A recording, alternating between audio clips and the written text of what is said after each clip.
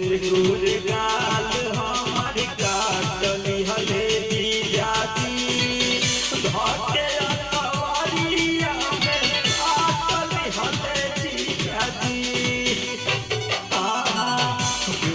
गुर